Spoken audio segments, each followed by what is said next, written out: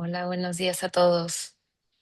Pues entiendo que ya estamos todos por aquí, entonces vamos a dar inicio. Bienvenidos todos a este recorrido, nuestro primer recorrido virtual en este semestre Primavera 2026 del programa Historia Viva de la Universidad Iberoamericana.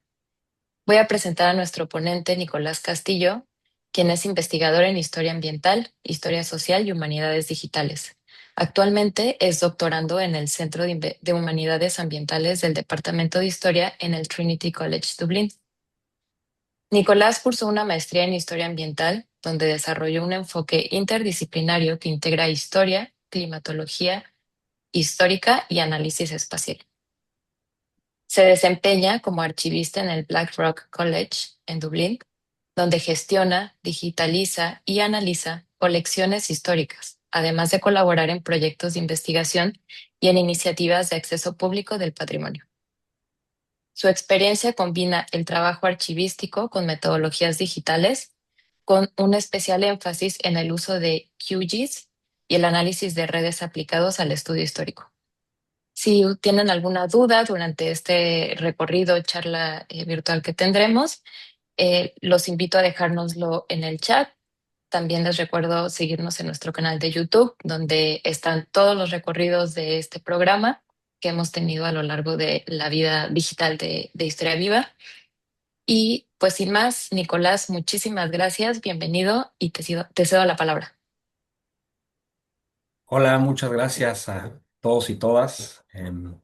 Estoy muy contento de tener la oportunidad de presentarles lo que fue o una parte de lo que fue mi tesis de maestría hace un par de años.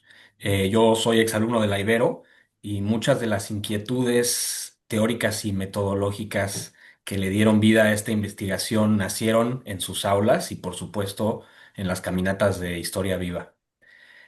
Sobre todo esta a veces escurridiza, pero siempre presente relación entre el desarrollo de la historia humana y el mundo físico, el espacio, la naturaleza y la ciudad. Les voy a compartir aquí mi pantalla. Bueno, hoy les voy a platicar de una gran tormenta que aconteció en el siglo XIX irlandés. Quiero proponerles replantear la relación entre clima, ciudad e historia.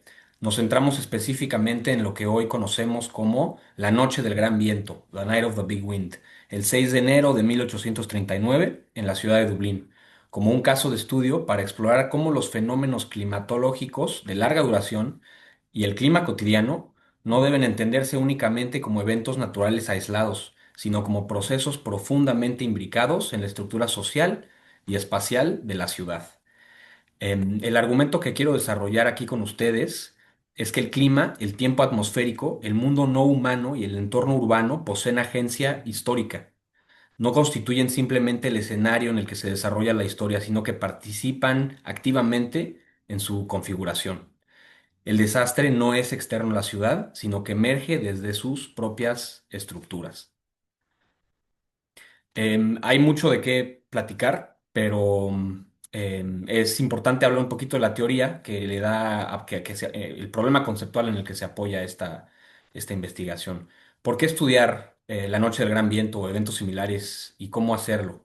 Partimos de la idea de que lidiar con desastres, naturales o no, ha sido siempre un elemento central en la transformación de las culturas a lo largo del tiempo. El gran viento fue una tormenta tremenda que ocurrió de forma repentina, sin advertencia, y dejó una huella duradera en la memoria de quienes la vivieron, así como en las expectativas de las generaciones posteriores. Este evento no solo amplifica experiencias previas de clima extremo, sino que también redefine la manera en que se anticiparon y entendieron tormentas posteriores. La tormenta entonces puede interpretarse no únicamente como un fenómeno físico, localizado, sino también como un acontecimiento cultural, que es moldeado por la sociedad y que a su vez tiene la capacidad de transformarla. Desde una perspectiva más amplia, podemos entenderla como parte de una relación entre lo que las personas habían experimentado en el pasado y lo que esperaban del futuro. Esta relación influye directamente en cómo se perciben los riesgos y en las estrategias que se desarrollan para enfrentarlos. Además, en una sociedad como la de Dublín del siglo XIX, estas experiencias no eran homogéneas. Hay muchas distintas formas de vivir y recordar el mismo evento. Las vivencias de los élites, por ejemplo, están mejor documentadas y permiten reconstrucciones más directas. Para la mayoría de la población, especialmente los sectores más vulnerables, la escasez de fuentes nos obliga a apoyarnos de interpretaciones más amplias y comparativas. No hubo una sola experiencia del Gran Viento, sino múltiples, superpuestas y desiguales, que reflejan las diferencias sociales del entorno urbano. La búsqueda de estas experiencias contrastantes es un ejercicio profundamente espacial. No se trata solo de observar daños físicos, sino de entender cómo la ciudad es vivida, pensada y representada por quienes la habitan. La experiencia urbana incluye edificios y calles, pero también dimensiones sociales, mentales e incluso imaginarias, percepciones, expectativas, símbolos y formas de entender el mundo. Cuando una catástrofe transforma la ciudad, no solo altera su estructura material, sino que reconfigura la forma en que las personas se relacionan entre sí y con su entorno. Por eso buscamos mapear la ciudad antes y después de la tormenta, el lugar de residencia y las identidades de quienes vivieron este evento nos permiten acceder a estas experiencias de forma más concreta. Sus viviendas, dañadas o destruidas, no solo son estructuras físicas, son espacios cargados de significado social, económico y político. La casa puede entenderse como algo más que un refugio. Es el centro de la vida cotidiana, un espacio de estabilidad, amor, afecto y pertenencia, que muchas veces escapa al análisis empírico. Aquí el concepto de vulnerabilidad lo vamos a estar hablando mucho y es fundamental. Es un concepto, claro, de nuestra era, que nace de problemas de nuestro presente, y es entendido como la propensión o la predisposición de una persona o de una sociedad a ser afectada negativamente por un evento. Depende enormemente también de su capacidad para anticiparlo, enfrentarlo y recuperarse después. Analizar el impacto de un desastre, especialmente en comunidades que han quedado al margen de las narrativas históricas tradicionales, implica partir de sus condiciones previas al evento, tanto factores físicos como sociales, desde la localización geográfica, la exposición a riesgos climáticos, la calidad de las construcciones o la fragilidad del entorno urbano. Por otro, elementos sociales como la estructura económica, las desigualdades dentro de la población, las políticas públicas y la manera en que se organiza la respuesta ante emergencias. Todos estos factores, además, no son estáticos, sino que cambian con el tiempo. La vulnerabilidad es entonces siempre un fenómeno histórico. Adaptar un modelo de vulnerabilidad al análisis histórico nos permite además integrar una gama mucho más amplia de fuentes para reconstruir las condiciones de poblaciones que en su momento no fueron plenamente consideradas, como es el caso de Dublín después de esta tormenta. Esto incluye estudios sobre pobreza y condiciones sanitarias, así como reconstrucciones climáticas que ayudan a situar el evento dentro de una temporada ya de por sí, como vamos a ver, muy adversa. A esto sumamos fuentes directas sobre esa noche, como informes periodísticos y testimonios contemporáneos. Organizamos esta información, aislamos los reportes de daños materiales y pérdidas humanas y los ubicamos espacialmente en relación con otros datos como los extraídos en directorios históricos. Así logramos identificar patrones en la distribución del daño. Estos patrones, a su vez, revelan conexiones entre impacto, clase social y contexto político. Este método de análisis permite mapear el gran viento, también situarlo dentro de procesos históricos más amplios, especialmente aquellos relacionados con la forma en que las sociedades del pasado entendían y gestionaban los riesgos que presentaba el medio ambiente. Pues bien, esa es la historia que les propongo hoy. Voy a comenzar desde lo más general, es decir, las condiciones climáticas de larga duración y las circunstancias geográficas que influyen en los niveles de vulnerabilidad de la sociedad irlandesa en el siglo XIX. Voy a hablar brevemente de lo que hoy conocemos como la pequeña edad del hielo, por ejemplo, para ir descendiendo hacia lo más concreto, que es el contexto social e histórico, y finalmente la noche misma de la tormenta y sus consecuencias. A lo largo del recorrido, intentaré también acercarlos a las calles de Dublín decimonónico con una narrativa lo más cercana posible a una historia viva, aunque de forma necesariamente acotada por esta modalidad virtual. Voy a estar saltando pantallas y mapas. Si quieren regresar al mapa en algún momento para ver alguna calle, me dicen y sin problema. Planteamos que el medio ambiente ejerce fuerzas muy importantes en el devenir de los procesos de modernización, la centralización institucional, la categorización de diferentes sectores de la población, nuevas formas de entender los fenómenos climáticos y los elementos que justificaban la intervención del Estado. Desde esta perspectiva, la Noche del Gran Viento puede interpretarse no como un episodio aislado, sino como parte de un proceso histórico más amplio de variabilidad climática regional y cambio social y cultural.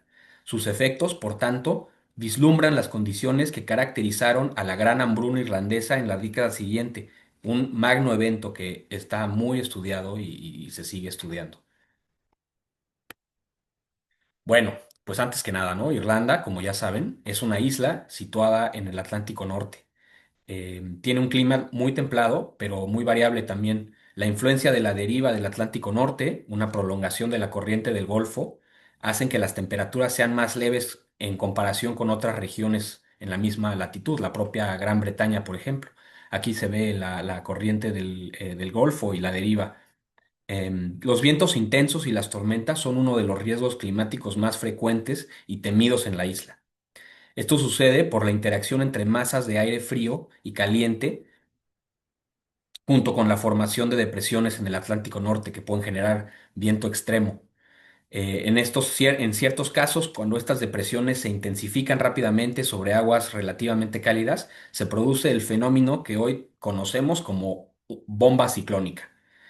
Son tormentas particularmente violentas y difíciles de pronosticar. Y sí sopla, les digo por experiencia. Em, Hay que recordar que para 1839 la población ya tenía experiencias con este tipo de fenómenos, lo que significa que la tormenta no ocurrió en un vacío climático, sino dentro de un continuo de eventos extremos que formaban parte del horizonte cotidiano de la sociedad irlandesa.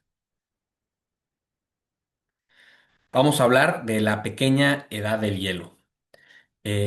La pequeña edad es, gracias a los avances recientes de la climatología histórica, hoy podemos situar esta tormenta dentro de un contexto climático mucho más amplio. A diferencia de cómo solemos hoy pensar el cambio climático antropogénico en el presente, estos procesos en el pasado se analizan en escalas de larguísima duración. La Noche del Gran Viento puede entenderse como parte de los episodios finales de la pequeña edad del hielo, un periodo de enfriamiento regional en 1939, bueno, se identificó en 1939, que afecta al Atlántico Norte Europeo aproximadamente desde 1450 a 1850. Em, Más que entrar en todos los detalles de este periodo, que es un tema fascinante y hoy está dando origen a muchísimas tesis e investigaciones, lo relevante aquí es entender que se trata del ejemplo más reciente de cambio climático regional o cambio climático anómalo al que las sociedades humanas tuvieron que adaptarse. Esto no implica relativizar el cambio climático actual, que es real y de origen humano, ojo, sino ofrecer una perspectiva histórica sobre cómo estas transformaciones han sido experimentadas y conceptualizadas en el pasado. Aquí se ve la ranurita de lo que estamos hablando, la pequeña edad del hielo.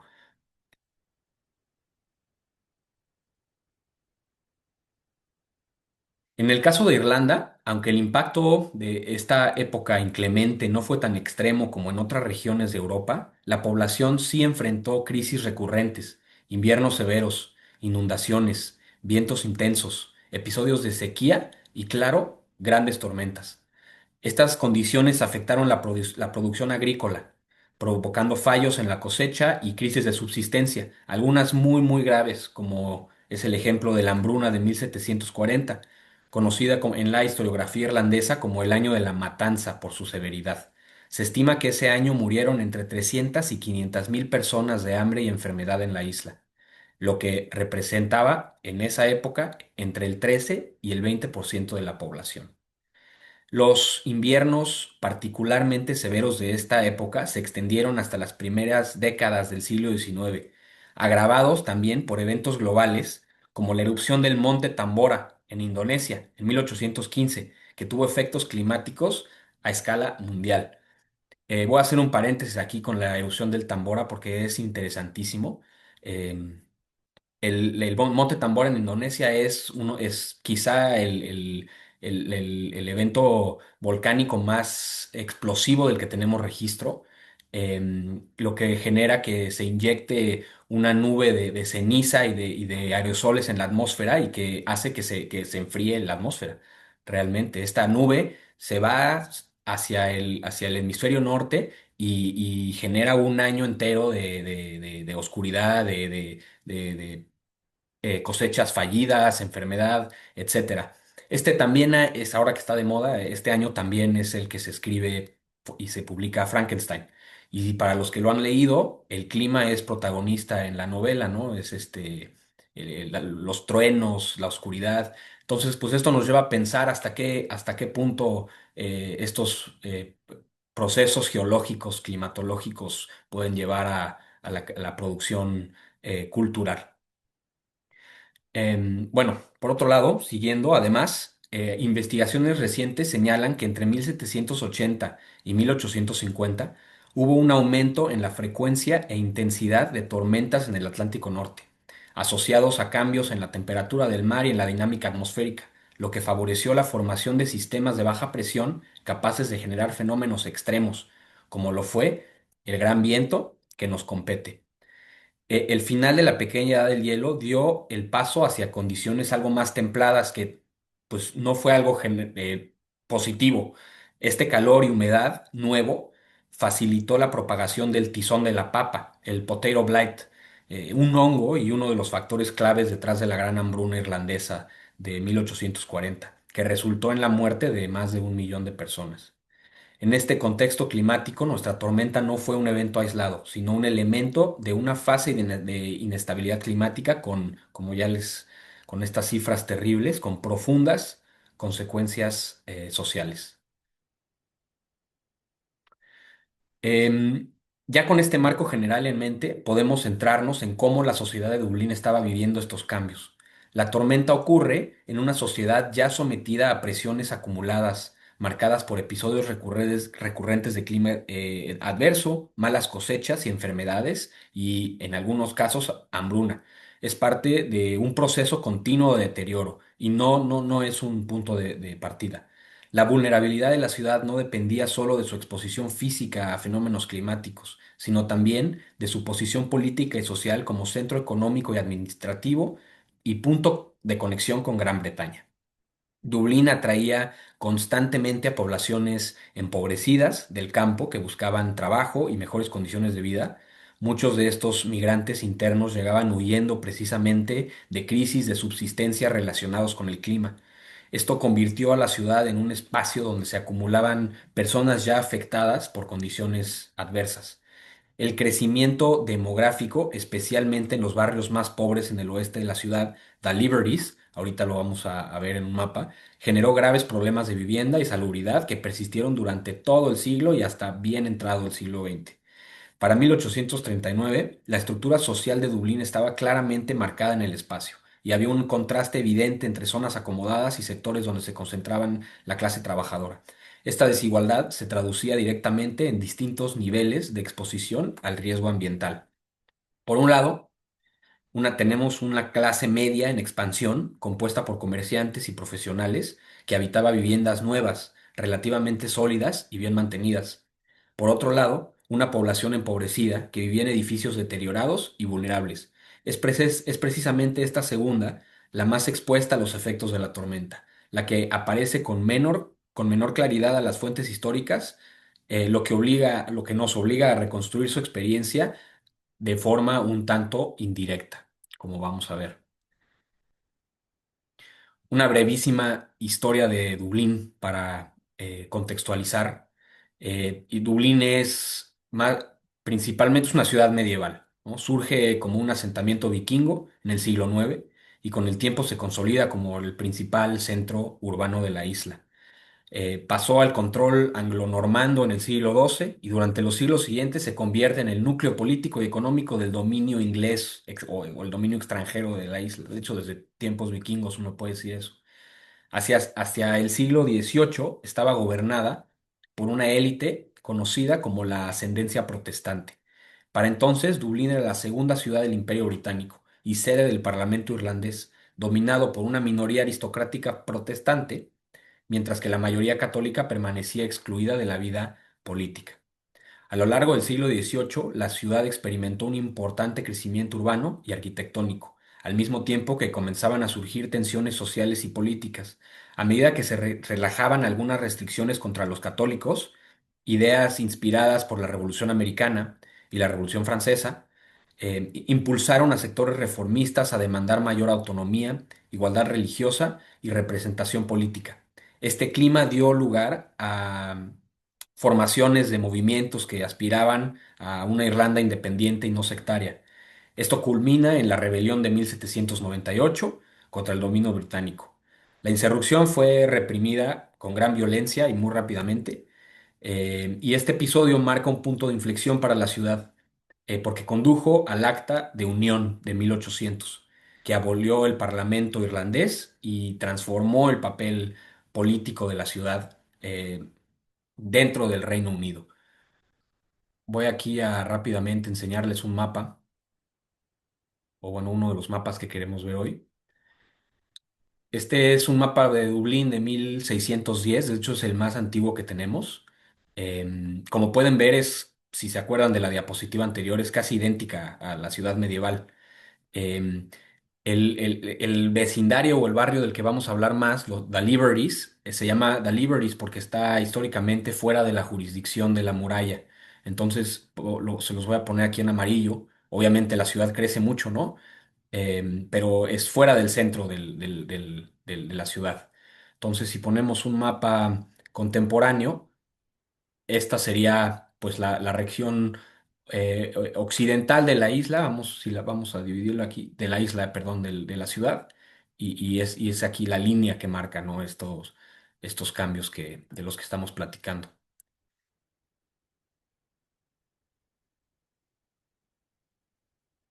En las décadas que siguieron el Acta de Unión, muchos miembros de la aristocracia que residían en Dublín por ir al Parlamento abandonaron la ciudad, lo que provocó el declive de las grandes casas urbanas que antes ocupaban. Este proceso facilitó el desplazamiento de población pobre hacia el centro, mientras que las clases profesionales más acomodadas comenzaron a trasladarse progresivamente hacia los márgenes, hacia los suburbios. En zonas ya vulnerables, como The Liberties, en el suroeste de la ciudad, llamado así por haber estado fuera de la jurisdicción directa de la antigua muralla, la eliminación de aranceles después de la Unión contribuyó además a un proceso de desindustrialización y aumento del desempleo. Este deterioro importante este deterioro social coexistió con el crecimiento urbano. Hay célebres observadores contemporáneos como Sir Walter Scott, que destacaron la belleza de la ciudad en comparación con otras ciudades de las Islas Británicas. La industria de la cervecera y la destilación prosperaron y se desarrollaron importantes proyectos arquitectónicos. Esto creó una imagen dual de expansión y también de precariedad. A esto se suma la presión constante del entorno rural. Como ya dijimos, en el periodo de mal clima y malas cosechas, a muchas personas migraban a Dublín en busca de alivio. Em, Entre finales del siglo XVIII y comienzos del siglo XIX, la población de la ciudad aumentó brutalmente, aproximadamente 50.000 habitantes, alcanzando casi 250.000 para 1830. Para muchos recién llegados, las instituciones de caridad urbana representaban la única alternativa frente a la pobreza rural. La mayoría terminó asentándose en barrios densamente poblados, lo que agravó el deterioro de distritos ya frágiles. The Liberties, que se los enseñé ahora en el mapa, destaca como uno de los casos mejor documentados. Informes contemporáneos, sobre todo de la comunidad de médicos que bueno, querían ver un cambio. em, Estos nos permiten reconstruir con bastante claridad las condiciones físicas y sociales de estas zonas de la ciudad previas a la tormenta y pues empiezan a revelar un nivel de precariedad estructural inmenso, así como estos grabados y estas imágenes que les enseñamos de esta época pues no existen, ¿no? De esa zona de la ciudad. Entonces, muchas de las fotos que les voy a enseñar son mucho más nuevas, ¿no? Son ya del siglo XX, pero pues no cambió tantísimo, ¿eh? Ahorita les voy a enseñar un mapa que lo demuestra em, con más claridad. Este mapa de aquí es de 1920 y muestra específicamente las zonas con vivienda precaria, que como se pueden ver, ocupa una gran parte del centro de la ciudad. La parte que nos compete, que es el sureste de aquí, para 1920 todavía seguía siendo extremadamente vulnerable. Ahorita vamos a ver algunas imágenes que lo demuestran más claramente. Y si cuando quieran regresar al mapa me avisan y regreso. Es que lamentablemente no los puedo tener abiertos los dos al mismo tiempo. Em, un elemento común en este tipo de testimonios de esta parte de la ciudad es el hacinamiento. Para la década de 1840, casi la mitad de las familias en Dublín vivían en una sola habitación, dentro de viviendas subdivididas y alquiladas semanalmente. Ya desde finales del siglo XVIII se registraban casos de entre 10 y 16 personas de distintas edades y sexos compartiendo espacios muy reducidos. A esto se sumaba la ausencia casi total de infraestructura sanitaria, la acumulación de desechos, la proximidad de corrales, mataderos y cementerios saturados que generaban un entorno profundamente insalubre. El deterioro estructural de los edificios con techos y muros muy frágiles dejaban a los habitantes expuestos a las inclemencias del clima adverso. La relación entre clima extremo y enfermedad no es algo nuevo tampoco. La crisis climáticamente inducida tiende a coincidir con brotes epidémicos, especialmente en zonas como Deliveries, donde la desnutrición hacía a la población particularmente vulnerable. Este patrón puede observarse, por ejemplo, después de la erupción del monte Tambora que ya platicamos. Ese mismo año, entre 1815 y 1816, se desarrolló una epidemia de tifus que causó un número significativo de muertes en la capital. Deliveries, como dicen los testimonios, fue uno de los principales focos de contagio. Esta dinámica se repite en las décadas siguientes. La crisis industrial, que es casi toda Europa, 1826, vinculado al colapso de los sectores como el algodón y la seda, coincidió también con brotes epidémicos. Más tarde, el muy severo invierno de 1829 y 1830, que provocó malas cosechas y disturbios sociales, presidió a la llegada de la epidemia del cólera en 1832, que causó decenas de miles de muertes en Dublín. Este conjunto de episodios muestran un ciclo persistente en el que mal clima, crisis económica y crisis sanitaria se reforzaban mutuamente. Aquí ya se perfila un panorama de vulnerabilidad física frente a fenómenos climáticos extremos bastante alto, pero también un contraste muy marcado dentro de la propia capital. En Deliveries, el deterioro urbano y social era evidente, mientras que literalmente cruzando la calle, otras zonas mostraban prosperidad. Durante estas décadas se desarrollaron proyectos de infraestructura enormes y edificios gubernamentales y iglesias muy ambiciosas. Este contraste en los niveles de áreas, perdón, déjenme les enseño aquí, áreas cercanas a Stevens Green, que pues es un parque muy bonito en el centro, Fitzwilliam Square, otro parque aquí, y Marion Square aquí, se mantuvieron como algunos de los distritos más ricos en Dublín hasta la década de 1830, con viviendas de alta calidad construidas bajo estándares mucho más rigurosos. Todavía hasta el día de hoy estas zonas siguen siendo ese tipo, ¿no? Entonces aquí en el mapa empezamos a ver un gran contraste. Eh, el contraste en los niveles de vulnerabilidad no solo definía las condiciones de vida de los habitantes, también comenzó a influir en la forma en que se pensaba las respuestas institucionales hacia estos episodios de crisis. La desigualdad espacial se convierte en un factor clave en la aparición de nuevos enfoques de intervención estatal, marcando un cambio en las dinámicas de integración social y en el desarrollo de políticas públicas.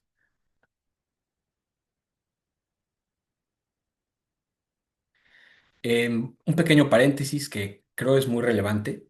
Eh, eh, es importante pensar en cómo se entendía el concepto de pobreza en Dublín en esta época. En Irlanda, a diferencia de Inglaterra y Escocia, no existía antes de 1838, es decir, un año antes de la tormenta y de hecho pocos meses antes de la tormenta, un sistema estatal centralizado para el alivio de la pobreza. Esto dependía en Irlanda principalmente de la caridad privada y del trabajo voluntario, que muchas veces eran limitados e ineficientes, sobre todo frente a crisis de creciente escala.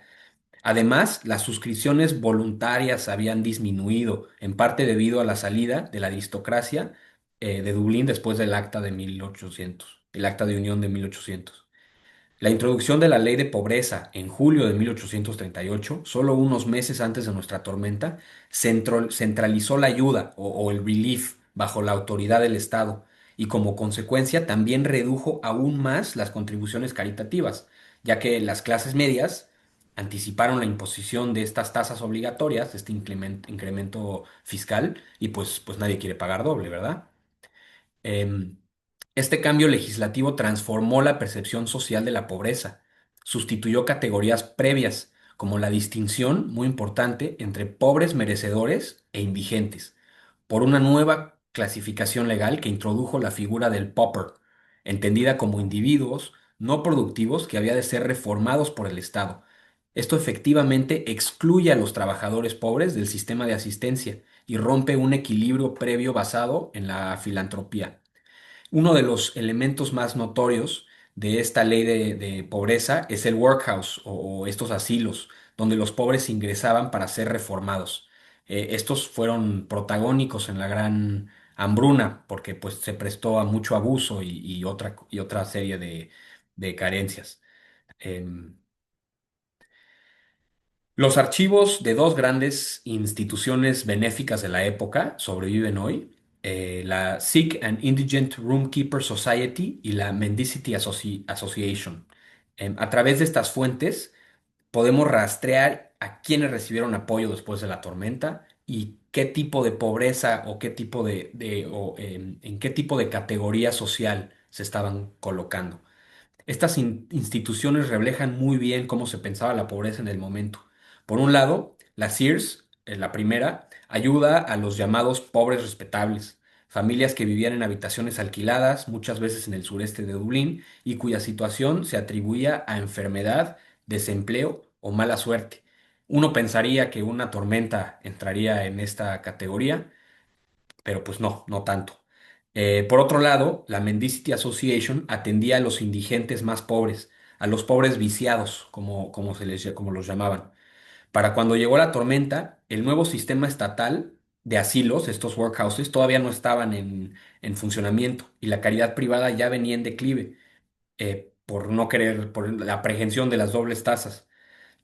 Estas reformulaciones conceptuales introducidas en Irlanda por la ley de pobreza implican la exclusión de los pobres trabajadores del sistema de ayuda.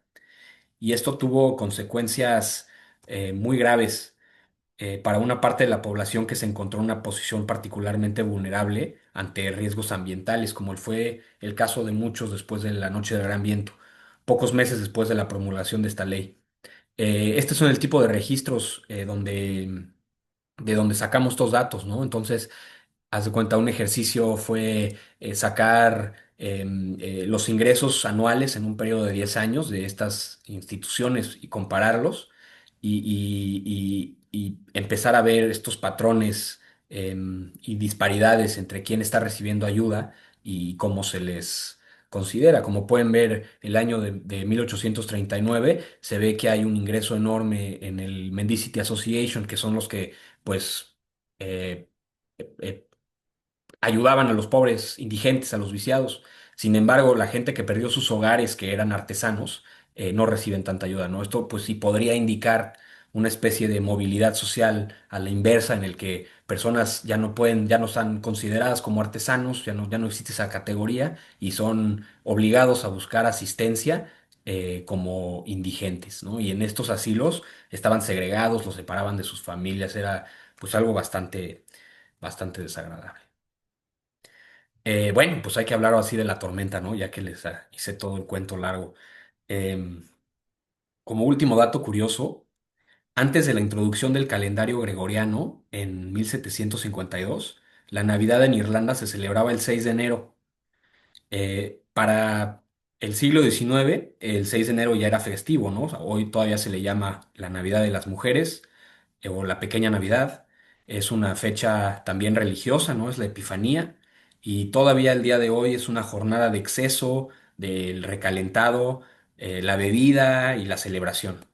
Existe también la creencia que a medianoche de ese día el agua se convierte en vino. En 1839, esa misma medianoche trajo algo muy distinto y bastante más desagradable, que los contemporáneos describieron en términos casi apocalípticos. Sabemos que el domingo 6 de enero, es decir, el día anterior, fue un día inusualmente templado dentro de de un invierno particularmente frío, lo que nos lleva a pensar que la sorpresa de esta tormenta fue aún más abrupta. Según los primeros relatos periodísticos, hacia las 10:30 de la noche el viento comenzó a intensificarse rápidamente, transformándose en una ventisca que aumentó en furia hasta pasada la medianoche. Entonces se convirtió en una tempestad violenta y destructiva. Los habitantes fueron despertados por ráfagas ensordecedoras, que temblaban, ventanas que estallaron, tejas que volaban por las calles. En las viviendas más sólidas muchas personas se agruparon en el interior ni para salir ni para intentar dormir. En zonas más vulnerables como Deliveries, la situación fue mucho más caótica. Los residentes abandonaron sus casas y corrían de un lugar a otro buscando refugio. Muchos de ellos encontraron refugio en las comisarías o en los mercados. Hacia las 3 de la madrugada el viento cambió de dirección, pasando del oeste al sur y se volvió aún más errático y peligroso. Las ráfagas llegaban de forma súbdita y a veces en direcciones opuestas, generando, según las fuentes, torbellinos que hacían vibrar las estructuras de piedra hasta sus cimientos.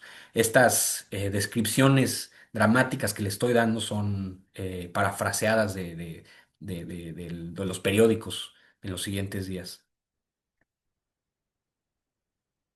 Alrededor de las 5 de la mañana se sumó el fuego al desastre. Una mujer, Maria Woods, una señora mayor, viuda, salió de su casa para dar alarma al detectar un incendio en la capilla Bethesda, que pronto se extendió y destruyó toda la cuadra. Para entonces la tormenta comenzaba a reducirse y con la llegada del amanecer los habitantes de la ciudad pudieron finalmente contemplar la magnitud de la devastación. Esta señora Maria V. Woods, investigando más, también como dato curioso, sabemos por los censos que a lo largo de su vida dio a luz a 21 hijos, em, ya al momento de la tormenta. Los testigos contemporáneos coincidieron en que la tormenta fue la más destructiva en Dublín que había experimentado hasta entonces, con daños materiales estimados hasta las 70.000 libras. Aunque tenemos observaciones meteorológicas desde finales del siglo XVII, la falta de instrumentos estandarizados dificulta una reconstrucción exacta del evento. Aún así, la combinación de informes periodísticos, testimonios de primera mano y algunas lecturas de barómetros y termómetros permite proponer una interpretación bastante sólida de lo que ocurrió. En términos generales, se sugiere que una zona de baja presión se desplazó hacia el norte de la isla entre el 6 y el 7 de enero, generando vientos extremadamente intensos. Algunos registros tienen ráfagas que pudieron alcanzar hasta los 190 kilómetros por hora. Esta depresión se intensificó progresivamente hasta adquirir características de huracán al pasar por el norte, cerca de las islas Shetland en Escocia, después de haber causado daños significativos por todos lados, por todas las islas británicas. No tenemos los aspectos del fenómeno no todos los aspectos del fenómeno son claros. Existen relatos contradictorios sobre la presencia de lluvia y truenos. Algunos periódicos describen lluvias tan intensas que rompían ventanas, mientras que otros testimonios hablan de escasa precipitación y de ausencia de truenos o relámpagos. Esta variabilidad en los relatos refleja tanto la naturaleza caótica del evento como las limitaciones de las fuentes disponibles. El uso frecuente de hipérbole en los relatos contemporáneos contribuyen a la incertidumbre sobre la naturaleza exacta del fenómeno. Aunque se repite el término huracán, esto puede ser engañoso, porque la clasificación moderna de eventos climáticos no existía hasta la segunda mitad del siglo XIX. De hecho, algunos investigadores sostienen que la noche del gran viento, aun siendo extraordinaria en intensidad, pudo no haber sido tan excepcional en términos estrictamente meteorológicos. Las reconstrucciones sugieren la formación de una bomba ciclónica como la que ya platicamos, un fenómeno intenso pero no del todo infrecuente en el Atlántico Norte. Más allá de su clasificación técnica, lo que resulta clave es cómo fue percibida y recordada. Las descripciones contemporáneas insisten en su carácter sin precedentes. Hay todos estos periódicos tan cargados de dramatismos y referencias apocalípticas. Frases como pocos de la generación presente vivirán para ver reparados los daños de esta noche fatal. Reflejan una experiencia emocional que sitúa la tormenta entre un pasado más estable y un futuro marcado por la pérdida. Es decir, está inserto en el tiempo histórico de quienes lo vivieron. Varios factores contribuyeron a la rápida incorporación de la tormenta en el imaginario cultural. En primer lugar, su coincidencia con una fecha religiosa, ¿no? La Epifanía, que le dio muchísimo material interpretativo para sermones y discursos, algunos todavía existen hoy. Estos sumaron también el carácter nocturno de la tormenta y el hecho de que llegó de forma repentina. Yo sostengo también, quizá, el hecho de que sucedió cuando la población aún se encontraba inmersa en el exceso de un domingo de celebración y de buen clima, como lo fue la noche, el día anterior.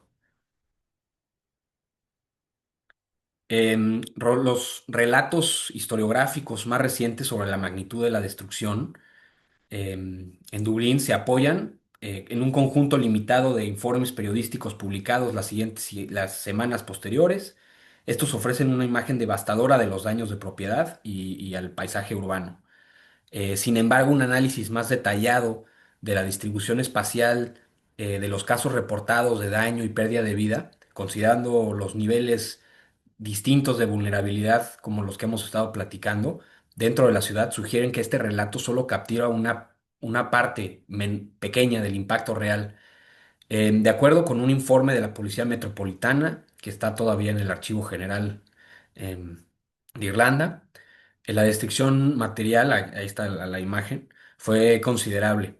38 casas fueron completamente derrumbadas, 119 parcialmente derrumbadas, 240 destechadas, 4.800 parcialmente destechadas, 1.500 chimeneas colapsaron, 1.000 ventanas arrancadas, 30.000 paneles de vidrio roto y 2.500 árboles arrancados de raíz. Estas cifras obviamente son bastante menores de lo que nos podemos imaginar, ¿no? Porque pues no lo decían todo.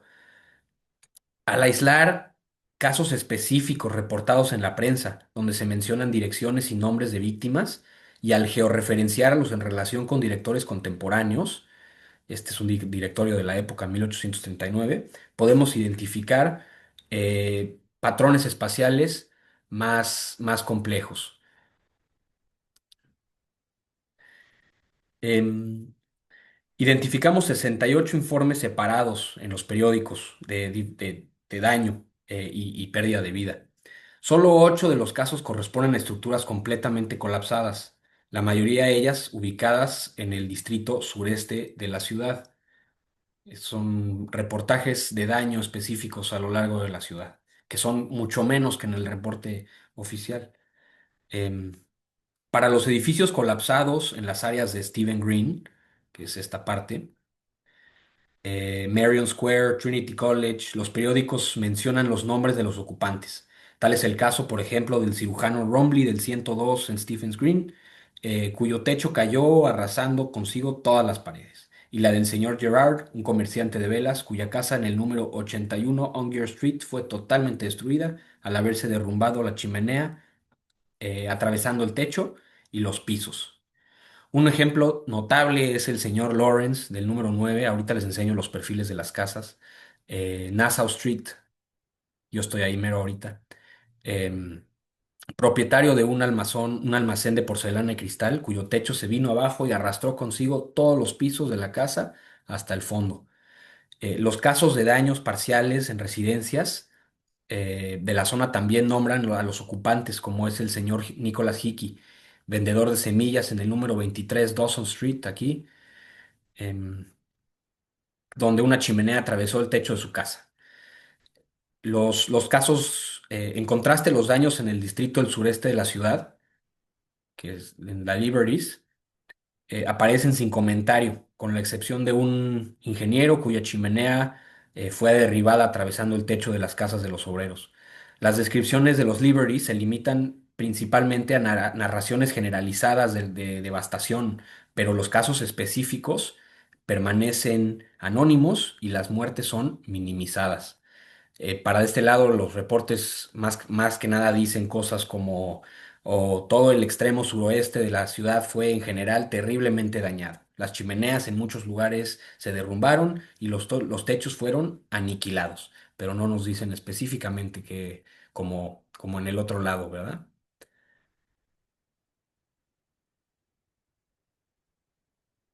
Estas son las dos calles que les digo, Stevens Green, hasta el día de hoy muy bonita, Angier Street, hasta el día de hoy muy bonito. Em, También Nassau Street, el número 9 aquí. Ya este perfil es de 10 años después. La casa es reconstruida y pues ya como podemos ver ahí ya no le pertenece al señor Lawrence. A lo mejor lo perdió todo después. Dawson Street también muy bonito. La casa número 23 como podemos ver ahí igual una casa esquinada preciosa. Sigue estando en pie el día de hoy. Esta específicamente porque pues la de esa noche se cayó. Y esta es Hardy Street, la casa del ingeniero. Como pueden ver hasta el día de hoy, estas imágenes son del siglo XX, ¿verdad? Pero hasta el día de hoy son zonas que no están tan limpias como la parte oriental de la ciudad. Aunque el informe oficial registró únicamente dos muertes, pongo aquí, los rojos son casos de muerte registrados. em, En los periódicos vemos al menos 18 casos, lo que ya sugiere una brecha importante entre las cifras oficiales y la experiencia real del desastre. Dos de estas muertes ocurrieron en deliveries, donde no se consignan los nombres de las víctimas. En contraste, las muertes reportadas en otras partes de la ciudad aparecen con mayor detalle. En Clare Street, por ejemplo, también en la zona verde, el derrumbe de una chimenea mató a un hombre identificado como el señor Winston, y en Sydney Avenue y Williamstown Avenue murieron sirvientes por incidentes similares, sin que se les nombre. En Sackville Street, que es en esta época, el día de hoy todavía ya tiene otro nombre, la avenida principal, una profesora fue alcanzada por una estructura en caída y un muro causó la muerte de un policía y de otro hombre que había intentado rescatar a su familia. Voy a aprovechar aquí también para enseñarles dónde es la capilla que se quemó y la casa de la viuda, es toda esta esquina de acá. Y pues se ve aquí una línea interesante que son de reportes. La mayoría de los relatos se concentran en una franja oriental de la ciudad, desde Rutland Square, que es esto aquí, bajando por Sackville Street, pasando los alrededores de Trinity College, hasta Marion Square y St. Stephen's Green.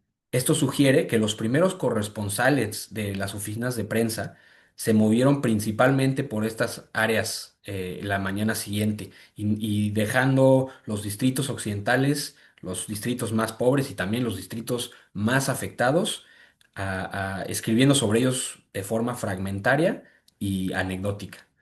La identificación de las víctimas también es reveladora. Los nombres que aparecen en los periódicos pertenecen en su mayoría a miembros de la clase media emergente, que en la década de 1830 ocupa un lugar cada vez más visible en la vida pública. En cambio, los habitantes de los barrios obreros y los sirvientes permanecen anónimos. Esta asimetría en la documentación limita nuestra comprensión del impacto total de la tormenta y refleja las desigualdades sociales que estructuran la ciudad y condicionan quién es visible en el registro histórico y quién no.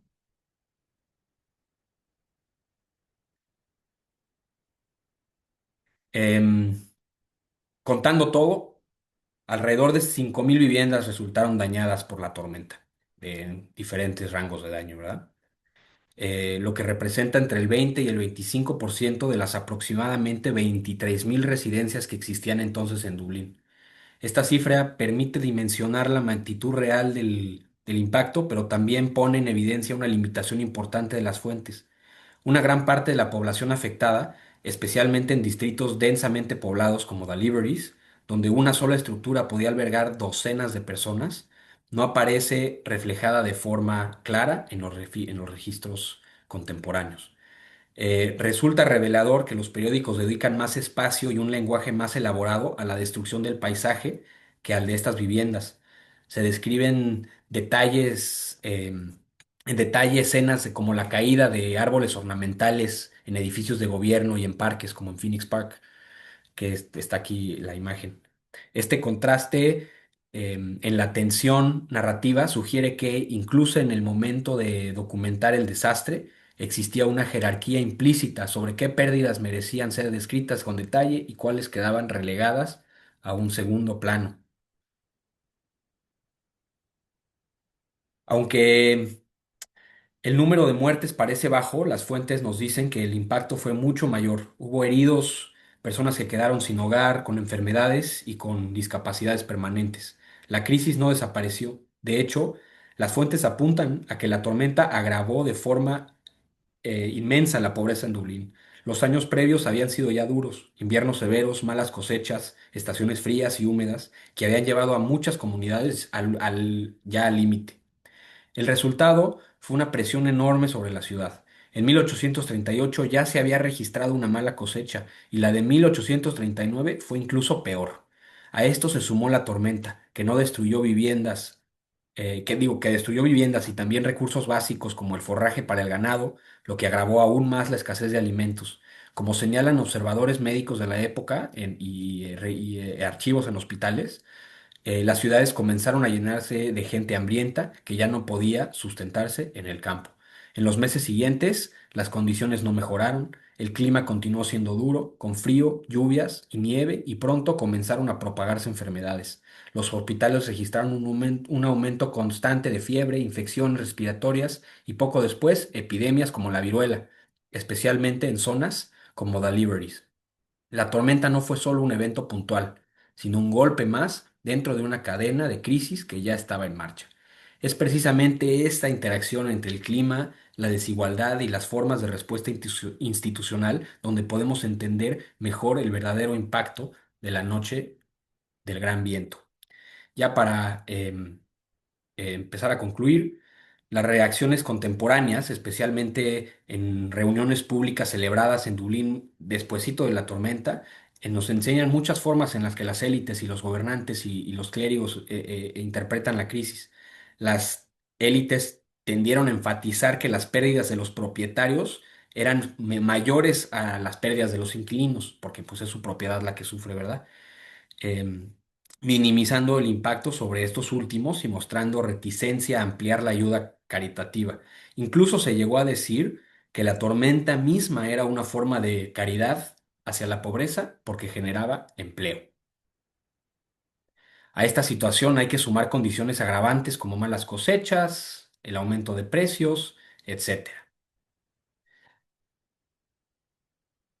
A las 2 semanas de la tormenta, la prensa prácticamente dejó de hablar del tema. El desastre desapareció del periódico. Sin embargo, otras publicaciones de la comunidad médica, sobre todo, insistían en que la población estaba sufriendo mucho más de lo que parecía. Más miseria, más enfermedad, más muerte, pero ahora más visible. También señalaban algo importante. Muchas personas de clase trabajadora que nunca antes habían necesitado ayuda habían caído en la pobreza tras la tormenta y se veían obligadas a pedir asistencia en un sistema que en realidad todavía no funcionaba. Y es que ahí está el problema. La nueva ley de pobreza existía, pero solo por escrito. No había silos, no había una estructura clara y al mismo tiempo la caridad tradicional estaba en decadencia. La tormenta dejó al descubierto este vacío. Algunos ya advertían que si no se actuaba rápido, la crisis iba a empeorar. Y eso fue exactamente lo que pasó. En meses siguientes, con malas cosechas, falta de trabajo y escasez de combustible, la situación se volvió insostenible y los hospitales y las organizaciones benéficas de la ciudad se vieron desbordadas. Incluso hay quienes, como un médico de nombre William Wilde, que es pues de hecho el padre de el famosísimo Oscar Wilde, sugiere que lo que conocemos hoy como la Gran Hambruna empezó en realidad aquí, en 1839, con una serie de síntomas tempranos, malas cosechas, enfermedades y tormentas como esta, y una población cada vez más vulnerable. La tormenta no fue el inicio de todo, pero sí un punto de inflexión que debilitó aún más a la sociedad ya en crisis. También dejó una huella psicológica muy fuerte. Apenas una semana después, otra tormenta, menos intensa, generó un nivel de miedo desproporcionado. La gente ya había cambiado su forma de percibir el clima. El gran viento se convirtió en una referencia, en una nueva expectativa de lo que podía llegar a pasar y en una época sin conocimiento meteorológico generalizado, especialmente entre las clases más pobres, esa experiencia fue clave. Em, Al mismo tiempo surgieron explicaciones sobre por qué ocurrió esto, ¿no? Muchas eran de carácter religioso. Se hablaba de castigo divino, de la ira de Dios, pero aquí hay un problema importante. No sabemos realmente qué pensaban los sectores más pobres de Dublín. La mayoría de las fuentes que tenemos reflejan la visión de las élites. Para muchos en la ciudad, especialmente los más vulnerables, esta fue simplemente la tormenta más violenta que habían vivido. Lo que muestra todo esto es que la noche del gran viento no puede entenderse solo como un evento destructivo. Ocurrió en un momento de enorme fragilidad social, económica y climática, y su impacto se suma a una cadena de crisis continua. Em, y quizá lo más importante que nos podemos llevar de esto es que este tipo de desastres nunca afecta a todos igual. Entonces, igual que en nuestro propio contexto de cambio climático, las poblaciones más vulnerables son las más afectadas, pero también las menos visibles en los relatos. Lo que este trabajo intenta mostrar es precisamente eso, que al recurrir a reconstruir estos eventos desde una perspectiva espacial y social, a lo mejor y podemos empezar a ver estas experiencias que quedan fuera de la narrativa dominante y entender mejor cómo es que las sociedades están enfrentando y siguen enfrentando los riesgos de un clima cambiante. Muchas gracias.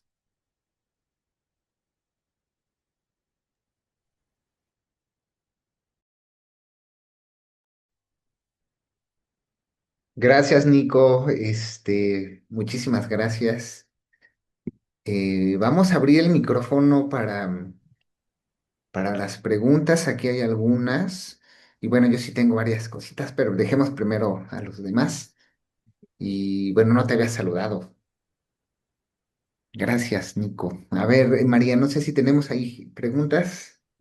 Sí, muchísimas gracias, Nico. Estuvo muy interesante la plática y la verdad es que sí nos hace reflexionar, pues no solo de lo que pasó, sino de lo que nos está pasando actualmente, ¿no? Incluso pasándolo a esta latitud y a este contexto en México, eh, me hizo reflexionar mucho. Muchas felicidades. Carlos Silis nos pregunta, voy a leer. ¿No hubo gente pensante que quisiera cambiar el futuro de Dublín, que se ve tan oscuro? Pues bueno, siempre hubo una comunidad, siempre hubo personas que estuvieron tratando de mejorar las condiciones de estas poblaciones empobrecidas. De hecho, por eso tenemos tantos documentos que son de segunda mano y que también hay que pensarlos como un filtro de una clase dominante hacia pues, estas clases silenciadas. Entonces, pues sí, hubo muchos proyectos de infraestructura, muchísimos hospitales de caridad, pero pues fue insuficiente. También hay que pensar que Dublín, Irlanda, en esta época estaba en un contexto colonial, que fue algo de lo que no platicamos, ¿no? Había una élite dominante extranjera, que también había elementos de segregación religiosa, ¿no? Y la gran mayoría de la población en Dublín en esta época pues eran católicos, ¿no? Y las élites pues eran protestantes. De hecho, estas dos instituciones benéficas de las que hablamos son las únicas dos que son seculares, por eso las usé, porque pues no, es más complicado ya entrar en términos religiosos, pero bueno, sí, o sea, supongo que no hubo suficiente esfuerzo para mejorar este panorama que pues, si lo piensa, pues sí, fue bastante brutal, ¿no? Todos estos siglos que estuve platicando de crisis y de pobreza. Muy bien. Y Carlos nuevamente nos comenta, justo es algo parecido al sismo de Ciudad de México en 1985. Y a lo mejor hasta más reciente el huracán Otis hace 2 años, ¿no? Algo Sí. similar, una tormenta enorme, ¿no? Desproporcional que nunca se había vivido antes y sistemas de reacción lentos e ineficaces y una población vulnerable y empobrecida, pues estos son los resultados. No sé, Carlos, si quisieras, aprovechando tu comentario, pues abrir tu micrófono, platicarnos algo. Es que aquí sí me gustaría tratar un poquito más del paralelismo entre esto en Dublín en 1839 y la Ciudad de México en 1985 y Acapulco, vamos a pensar ahora con el Otis, ¿no?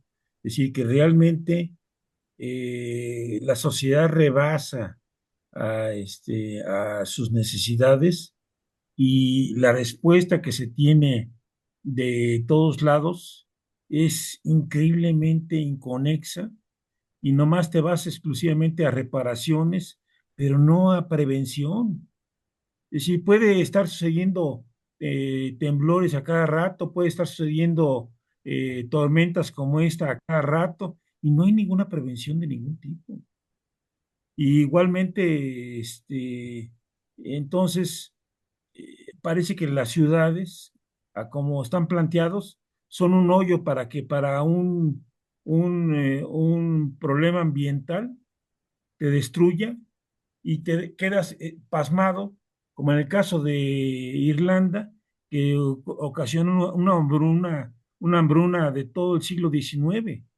Y aquí en la Ciudad de México, pues prácticamente todavía estamos padeciendo las consecuencias.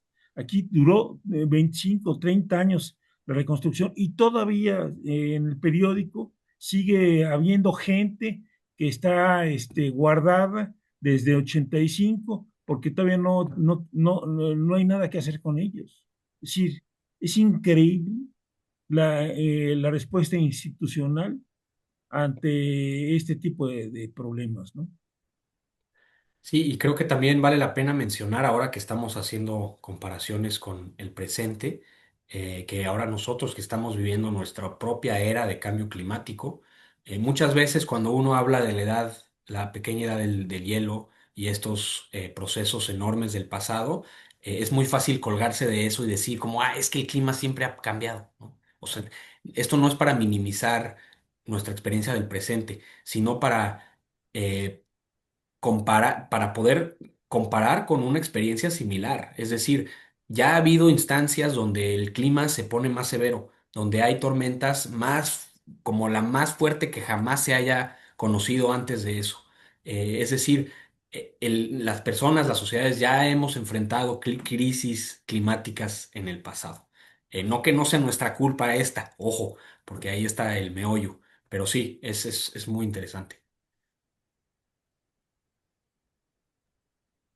Gracias, Nicolás. Antes de pasar a las manitas levantadas, solamente el comentario de nuestra compañera Jezabel Guzmán, que te felicita, es un gran tema para ella. Muchas gracias. Y ahora sí, le doy la palabra a Marisol, que trae la manita levantada. Hola Nicolás, hola a todos y muchas gracias, súper interesante. Hay algo que me quedé con duda y que me gustaría que si pudieras aclarar. Cuando dijiste que se había dividido entre los pobres que trabajaban y que tenían asistencia y los que no eran productivos, ¿cómo fue esta?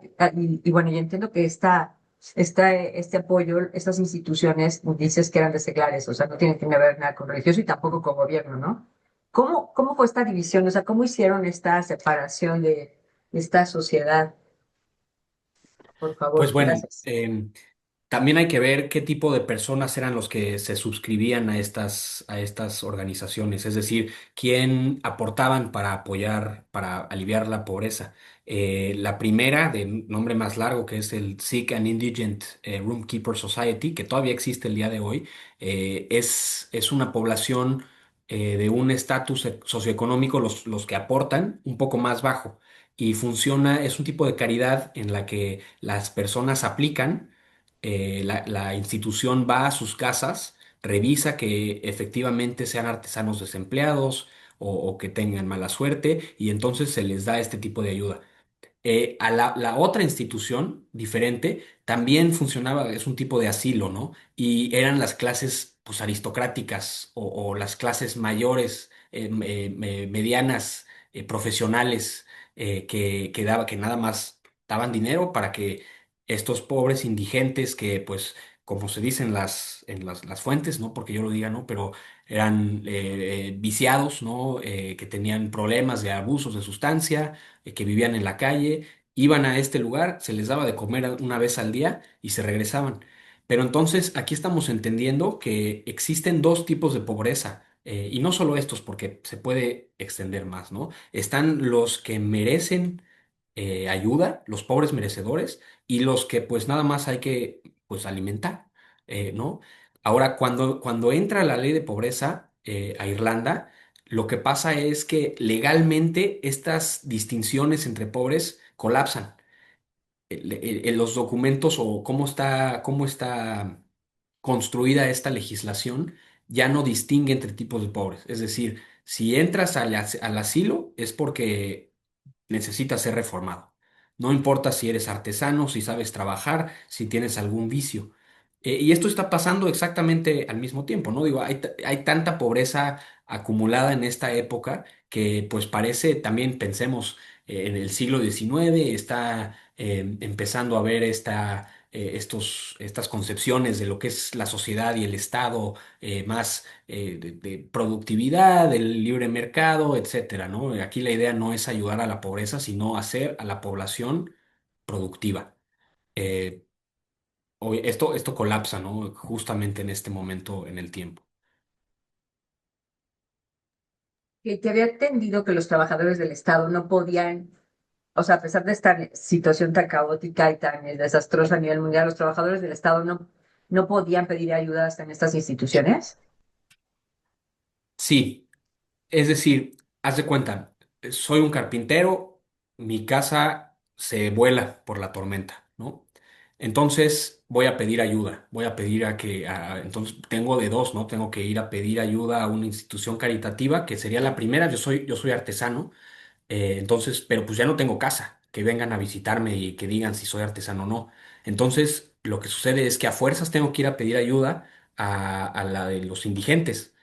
Entonces aquí existe una movilidad social inversa, en la que las categorías de pobreza desaparecen y pues todos los pobres, pues todos somos pobres, ya no se distingue. Y aquí el Estado empieza a tener una mano fuerte y eh, una intervención específica en estas cosas que antes pues se resolvía entre la sociedad, ¿no? Entre la filantropía y este tipo de balances que existía. Pero pues eso termina justo en este momento. Ya, y la última pregunta, si se puede. Dijiste que el 6 de enero era su fiesta, su Navidad. O sea, ellos celebraban su Navidad. O sea, la mayoría, y estaban entonces, o sea, en vísperas de haber celebrado su Navidad cuando pasó este desastre. ¿Era así? Sí, no, bueno, lo que pasa es que en 1752 Ajá. Inglaterra instauró el calendario gregoriano en todos sus lares, ¿no? Eso significa que se recorre 11 días el Ujú. calendario. La Navidad siempre ha sido el 25 de diciembre, pero como se recorre 11 días, lo que antes era la Navidad ahora cae el 6 de enero y se convierte pues en otro día festivo. Se llama hoy la pequeña Navidad aquí en Irlanda. Em, Ya. Y la mayoría de la gente religiosa era protestante y la minoría católica, ¿o no? No, La la mayoría era mayoría, la, católica. la mayoría católica. Ok, la mayoría católica, pero los de poder, los que digamos tenían las empresas o esta zona residencial eran protestantes. eran en su mayoría protestantes, aunque no hay que negar que había una pequeña clase profesional católica que pudo arreglárselas para ascender a este mundo. Muchísimas gracias. Muy Gracias a ti. interesante, gracias. Muchas gracias, Marisol. Tenemos la mano levantada de varias alumnas, Elena, Andu, Lina, Akari, chicas. Pues tenemos una pregunta. Primero queríamos agradecer por la plática, pero queríamos preguntar si hay algún otro fenómeno ambiental más reciente que le sea equivalente o pueda analizarse con el mismo acercamiento a este fenómeno ambiental que estuvimos, bueno, trabajando ahorita. Sí, bueno, específicamente para el caso irlandés hay muchos. Hay una serie de inundaciones, sequías, heladas, tormentas que han sucedido a lo largo pues, los últimos 300 años que tenemos registro, ¿no? Que tenemos instrumentos y sabemos que son extremos. De hecho, justamente una de las cosas que estoy revisando ahorita en mi investigación eh, de doctorado es cómo existe el fenómeno bueno, se desplazan los estándares. Es decir, para nosotros la tormenta más terrible que puede existir es la tormenta que ya vivimos, ¿no? La tormenta más terrible que hemos vivido en nuestra vida. Cuando las tormentas en periodos de tiempo muy largos empiezan a volverse cada vez más intensas, existe una pérdida de esta memoria. Entonces, este estándar en la memoria se va desplazando con el tiempo pues termina siendo un problema, ¿no? Porque entonces no tenemos realmente un punto de comparación con el pasado de cuándo es que empezaron a volverse extremos estos eventos. Y sí, hay, por ejemplo, una tormenta muy importante en 1854. Hay una más importante también en 1815, que pues es el año de la explosión del Tambora, de la que hablamos. Y desde el siglo XVII, siglo XVIII, vemos una serie de eventos climatológicos de esta magnitud. Y ahora es una pregunta muy interesante la que haces, porque ¿por qué no? ¿Por qué se llama la Noche del Gran Viento? ¿Por qué es el gran evento tan recordado hasta el día de hoy? Bueno, en 1911 el Imperio Británico estableció el acta de pensiones, es decir, iban a pensionar a sus adultos mayores. Y como no había censos correctos en Irlanda, hicieron un cuestionario para ver quién era merecedor de esta pensión para adultos mayores, ¿no? Que tenías que ser arriba de 70 años para que te paguen. Y en una de estas preguntas del cuestionario, era, ¿te acuerdas de la noche del gran viento? Si o naciste en la noche del gran viento, entonces pues obviamente de la nada pues todo mundo tenía 70 años en Irlanda, ¿no? Todo mundo recordaba la noche del gran viento y sí fue tan terrible como todos dicen que fue. Esto pues catapulta la memoria de este evento en específico, pero no significa que sea la única de esta magnitud, es una que se incorporó a la memoria colectiva de la sociedad y que se le puso nombre y que hay canciones y poemas escritas sobre ella, también por esto. Bueno, gracias. Gracias, chicas. Gabriel tiene virtualmente levantada la mano. Adelante, Gabriel. Bueno, pues muchas gracias, Nicolás. De verdad que es muy grato que nos hayamos encontrado de nuevo en la Ibero y hayamos planeado esto para que nos compartas el trabajo hecho. Creo que es muy valioso para los estudiantes, pues, las estudiantes como para nuestro público en general, y tu familia y pues todo el mundo, toda la internet, que vean lo que hace un historiador hoy. Pues no. Un historiador que estuvo en lecturas históricas, afortunadamente, tuvimos en el salón, como María, como bueno, muchas así, en fin, y cómo has crecido profesionalmente al punto de estar haciendo tu doctorado con estas preguntas eh, que nos hacen repensar el futuro y bueno, muchísimas preguntas que a mí se me ocurren acerca pues de lo que hace un historiador al nivel doctorado, ¿no? Trabajas en el archivo, eres profesor del colegio, realizas investigación y también, bueno, toda esta nueva idea de utilizar la tecnología, ¿no? Para dar el conocimiento de tu investigación. O sea, no nos has platicado, pero bueno, la idea es hacer esto algo práctico en el doctorado acerca de predicción del clima, que bueno, qué utilidad tan práctica para el presente desde la historia. Y bueno, en fin, yo solo quiero hacer unos comentarios por la razón de la clase. eh, Porque hemos estado viendo muchas cosas al respecto y claro que se vincula con la experiencia de la ciudad, con la experiencia de nuestra ciudad y con la experiencia del desastre, ¿no? Pienso y resalto el tema, bueno, eso sería como una pregunta para el final, pero cómo, y lo planteas muy bien, cómo la dificultad de acercarnos a un desastre cuando las fuentes no son parciales, pues, ¿no? La dificultad de trabajar con la prensa y la dificultad de trabajar con los testimonios, ¿verdad? Porque el desastre genera memorias, genera experiencias y percepciones diferenciadas y múltiples por una interseccionalidad que vuelve complejísimo acercarse a un acontecimiento tal cual como algo que tendría que ser objetivo como el clima, ¿no?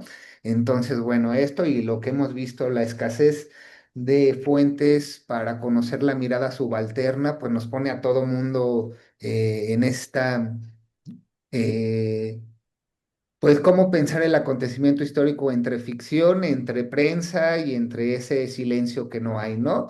Y me gusta la idea de trabajar un día extremo, una noche, como para ver de qué nos puede hablar cuando hablamos de microhistoria en clase, cómo trabajar un día, un desastre, podríamos hablar del 85, y bueno, no sería esta misma idea de la escasez de fuentes y la invisibilización de muchos sectores y bueno, y la ideología y la política que hay detrás de todo esto.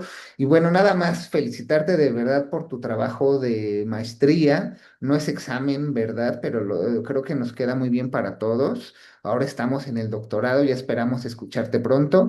Pero bueno, no sé si nos puedes decir algo más acerca que fue lo que más me llama la atención, esta idea del clima como cultura, cuando el clima supuestamente es natural algo que nos podría servir más allá del desastre, ¿verdad? Que eso es lo que ya platicamos, un poco el clima y cultura. ¿Por qué el clima? ¿Por qué sostienes esta idea? Sí, eso es muy interesante y me encanta a mí. Digo, claro que en la historia ambiental, pues estamos mucho en contacto con las ciencias duras, ¿no? Entonces siempre quieren datos y quieren gráficas y quieren, pero no se nos puede escapar esta parte, ¿no? Los datos, las gráficas, el entendimiento de que el clima es un fenómeno que se puede cuantificar, eso es completamente nuevo.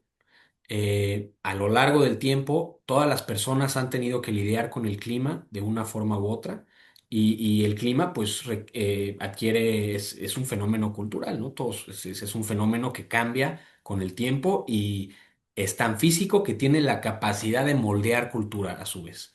Es autopoyético y es así tanto como que yo todas las mañanas checo si me debo de poner bufanda o no. ¿No? Esa pregunta de ¿será duro este invierno? Ha existido siempre. ¿Cómo nos hemos aproximado a él? Eh, Existen estudios que hablan sobre, por ejemplo, la época de la Ilustración, cuando el futuro se abre a posibilidades y empieza a haber tecnología y barómetros y termómetros. Entonces, pues el clima adquiere otra característica, ¿no? Entonces el clima se convierte en un objeto de estudio que puede ser moldeado, predecido, estudiado. Eso pues es un fenómeno del siglo XVIII, ¿no? Antes pues era, si veo tres pájaros volando bajo es porque hoy va a llover, y eso me lo contó mi abuelita, y así sucesivamente. Entonces pues es el gran desafío, ¿no? Encontrar este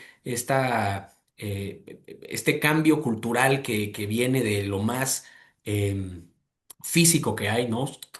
Leemos tanto sobre cómo las sociedades han vivido, por ejemplo, el tiempo y que si los órdenes del tiempo y si la historicidad, y vemos a Artaud y a Koselleck, ¿no? Que tus alumnas seguramente están empezando a entrar en ese mundo. Y lo escurridizo ahí es pues cómo se vive el espacio también, ¿no? El espacio también existe, y es apenas recientemente que nos empezamos a ocupar de cómo funciona qué es la experiencia espacial. Pues no hay nada más espacial que el clima. Ahora sí que el frío es igual para todos. La pregunta es, pues, ¿te alcanza una bufanda o no? Muchas gracias, Nicolás. Muchas felicidades. ¿Alguien más por ahí? Carlos levantó la mano también. Y tenemos un comentario en el chat, ¿no? Que ya no puedo abrir. Sí. Estás en silencio, Carlos. Perdón. Quisiera comentar como complemento de mi pregunta de que se pareció mucho este desastre en Dublín al sismo de 85. Yo soy ingeniero civil, entonces, aparte me encanta la historia, como ya saben, pero el sismo también es clima. Los sismos se dan por el asentamiento del subsuelo y viene en consecuencia de la sequía. Punto.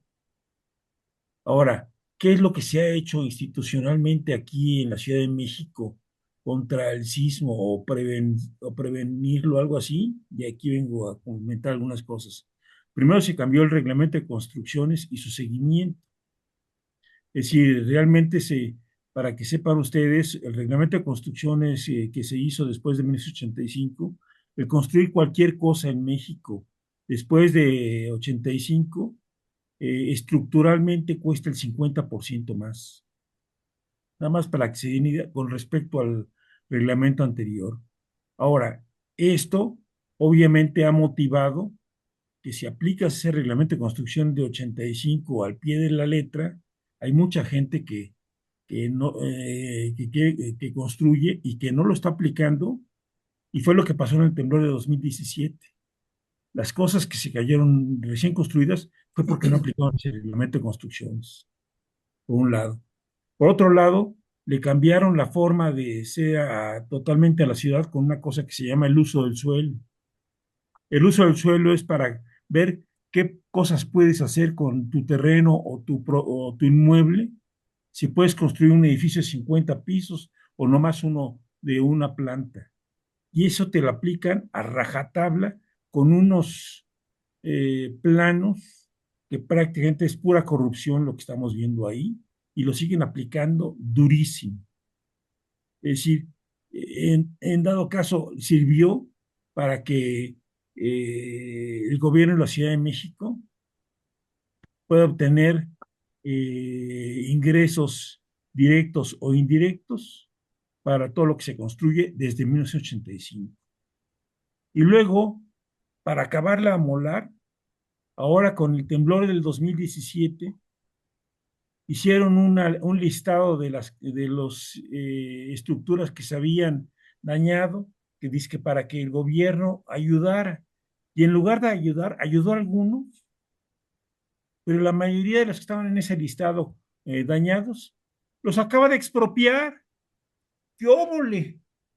Ahora te encuera totalmente, ¿cómo se llama? Con tu estructura, que tú en lugar de que era ayuda, pues ahora te la pone a valor del terreno y te dice que lo que está arriba no vale nada.